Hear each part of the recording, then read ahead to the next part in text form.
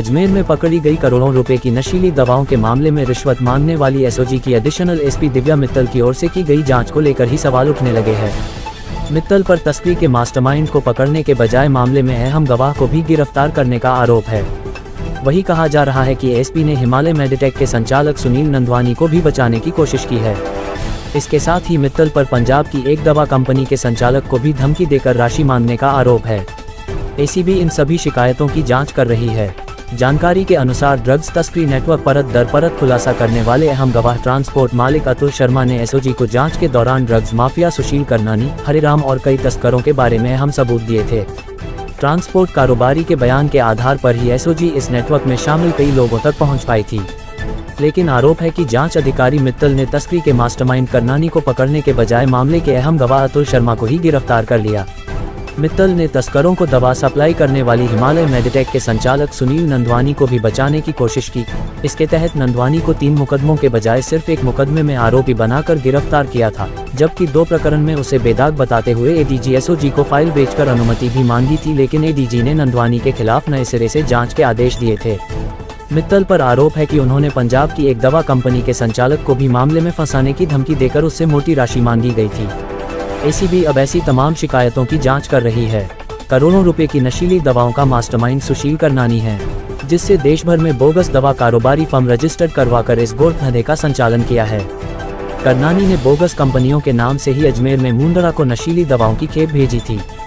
जिला पुलिस ने अजमेर में बरामद दवा की खेप मामले में मुख्य आरोपी श्याम सुंदर मुंदड़ा सहित 6 लोगों को गिरफ्तार किया था, लेकिन अब तक मास्टरमाइंड सुशील करनानी पुलिस पकड़ से बाहर है।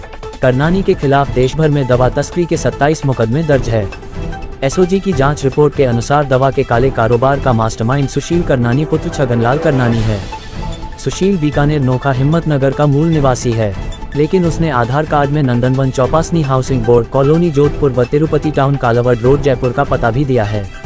करनानी के खिलाफ जोधपुर, जयपुर, बीकानेर में नशीली दवा तस्करी के मामले में एनडीपीएस एक्ट के तहत 27 प्रकरण दर्ज है। जयपुर अजमेर में 2017 में दर्ज प्रकरण संख्या 424 में करनानी के खिलाफ गिरफ्तारी वारंट जारी है। जी हाँ सर, किस तरह की कार्रवाई चल रही है और क्या है? सर नमस्कार। एसीबी मुख्यालय को पिछले दिनों सूचना मिली थी कि एसओजी अजमेर के अंदर एनडीपीएस से संबंधित प्रकरण दर्ज है, जिसके अंदर परिवादी है उसका भी निर्दोष होते हुए उसका नाम नहीं रखने के एवज में उससे 2 करोड़ रुपए की रिश्वत मांगी जा रही है। जो परिवादी की जो रिपोर्ट थी उसके बाद में हमारे द्वारा उसमें वेरिफिकेशन करवाया गया। परिवादी का ये कहना था कि जब वो वहाँ पे गया और जो एसओजी की अधिकारी है श्रीमती दिव्या मित्तल, उन्होंने अपने एक जो दलाल है उनको उनका फोन आने के लिए बोला और दलाल के फोन आने के बाद में वो वहाँ से रवाना होके और उसको फोन आया तो उसको उदयपुर बुलाया गया, जहाँ की जो एसओजी की एडिशनल एसपी है उनका जो रिसोर्ट और फार्म हाउस है वहाँ पे दलाल था। उसने उनको डरा धमका के जो 2 करोड़ रुपए की रिश्वत मांगी और बाद में उसने 2 करोड़ रुपए देने में असमर्थता जाहिर की, तो फिर उसने कहा 1 करोड़ से कम नहीं लगेगा।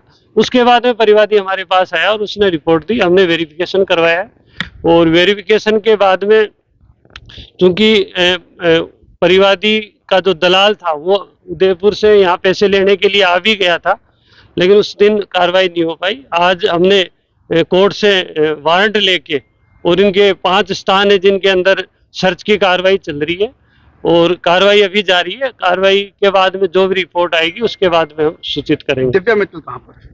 हाँ, अब वो उनका यही रेजिडेंस है एआरजी सिटी के अंदर, जिसके अंदर अभी सर्च चल रही है, उनसे पूछताछ की जा रही है। ऑफिस पे भी कार्रवाई चल रही है सर? हाँ, ऑफिस के अंदर भी कार्रवाई चल रही है। एसओजी का जो ऑफिस है वहाँ पे इनसे संबंधित जो पत्रावलियां हैं उनके अंदर उनकी जो कार्रवाई चल रही है। इसके अलावा इनका जो रिसोर्ट है वहाँ उदयपुर के अंदर, उसके अंदर कार्रवाई चल रही है।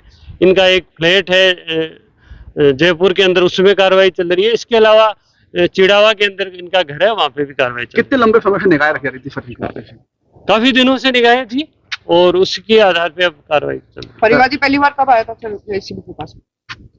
परिवादी आया था कुछ दिनों पहले और उसके बाद में हमने जो भी उसमें नियमानुसार कार्रवाई होती है। तो ये अकेले ही है या फिर इसमें और भी कोई लोग शामिल हैं या किसी और के भी अब तक सामने नाम आए हैं कुछ? अभी जो इन्होंने इनके ऊपर जो आरोप लगे, इन्होंने रिश्वत ये कहते हुए ली थी कि बार बार इनसे जब बातचीत की गई तो इन्होंने कहा मुझे ऊपर भी